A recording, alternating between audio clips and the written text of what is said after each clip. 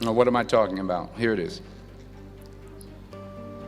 I found that nothing in life is worthwhile unless you take risks. Nothing.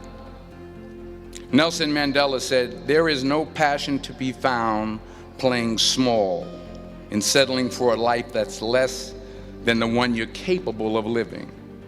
Now, I'm sure in your experiences in school and applying to college and picking your major and deciding what you want to do with life, I'm sure people have told you to make sure you have something to fall back on.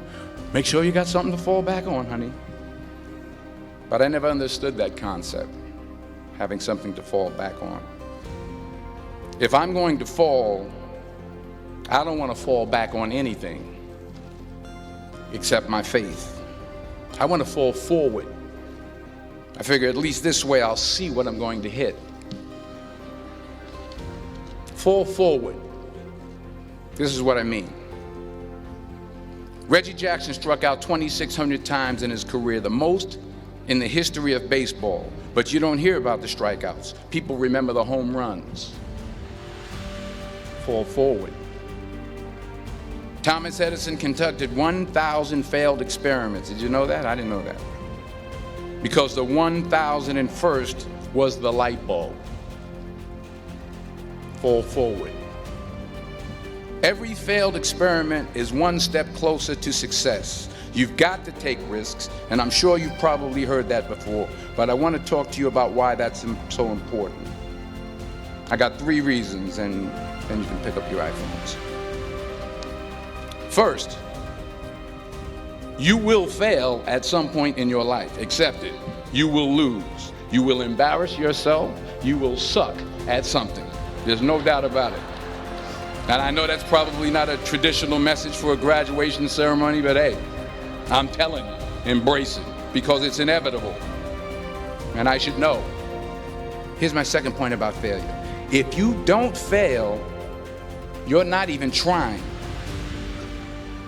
I'll say it again. If you don't fail, you're not even trying. My wife told me this great expression. To get something you never had, you have to do something you never did.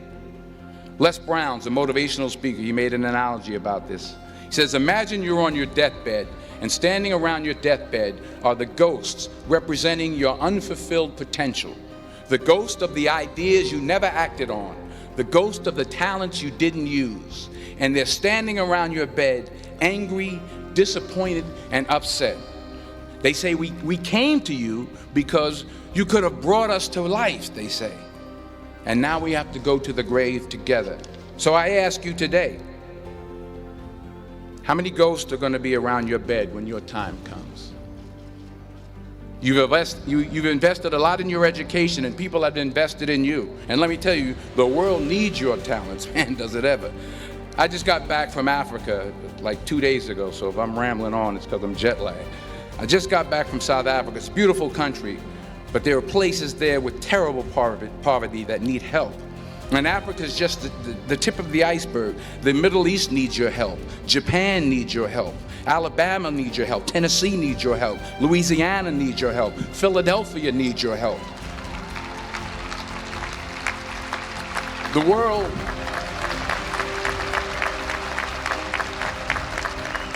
world needs a lot, and we need it from you. Remember this. So you got to get out there.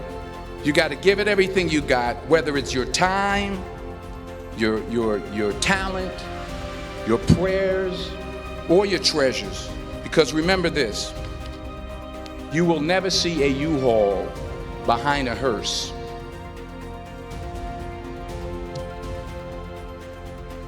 I'll say it again.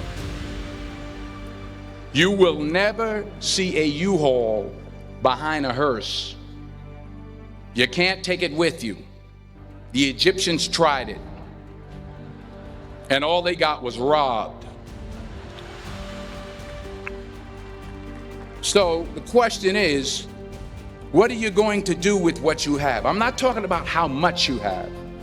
Some of you are business majors. Some of you are theologians, nurses, sociologists. Some of you have money. Some of you have patience. Some of you have kindness. Some of you have love. Some of you have the gift of long suffering. Whatever it is, whatever your gift is, what are you going to do with what you have. All right, now here's my last point about failure. Sometimes it's the best way to figure out where you're going. Your life will never be a straight path. I began at Fordham University as a pre-med student.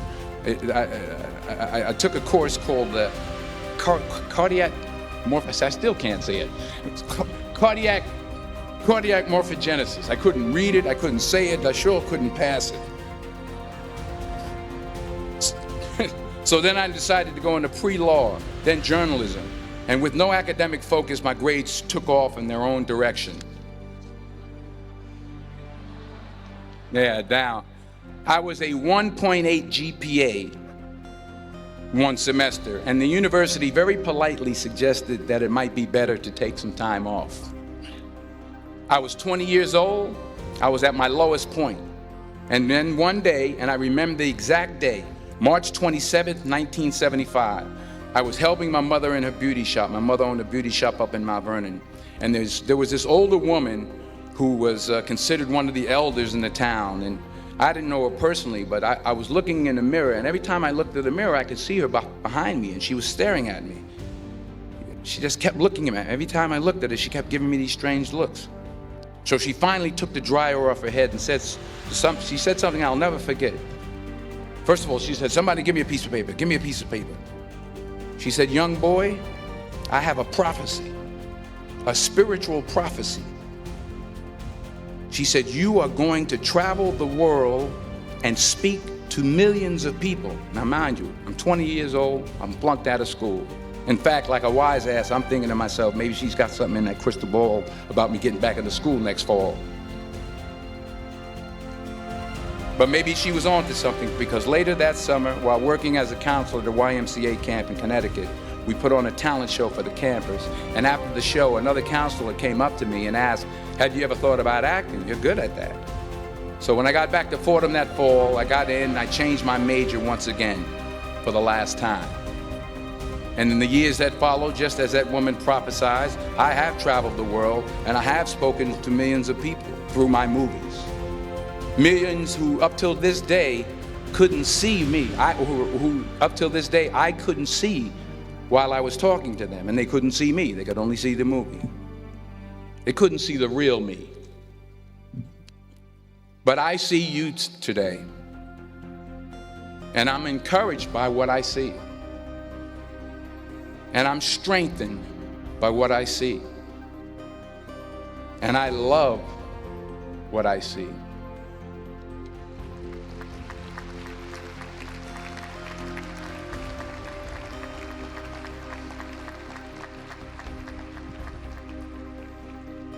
One more page, and I'll shut up. Let me conclude with this one final point, and actually the president kind of brought it up. It has to do with the movie Philadelphia. She stole my material. Many years ago, I did this movie called Philadelphia. We filmed some of the scenes right here on campus.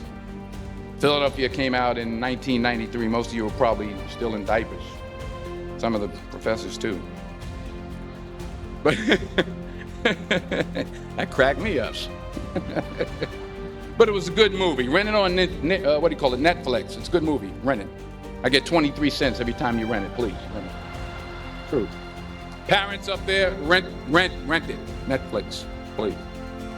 Tell your friends too. It's about a man played by Tom Hanks who's fired from his law firm because he has AIDS. He wants to sue the firm, but no one's willing to represent him until a homophobic ambulance chaser lawyer, played by yours truly, takes on the case.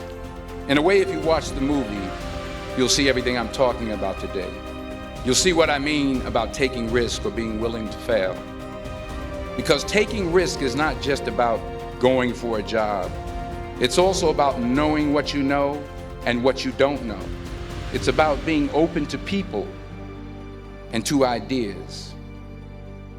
In the course of the film, the character I play begins to take small steps, small risks. He very, very, very slowly begins to overcome his fears.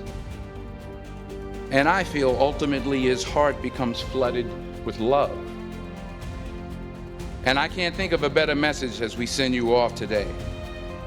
to not only take risks, but to be open to life, to accept new views, and to be open to new opinions, to be willing to speak at a commencement, universities in the country, even though you're scared stiff. While it may be frightening, it will also be rewarding. Because the chances you take, the people you meet, the people you love, the faith that you have, that's what's going to define you.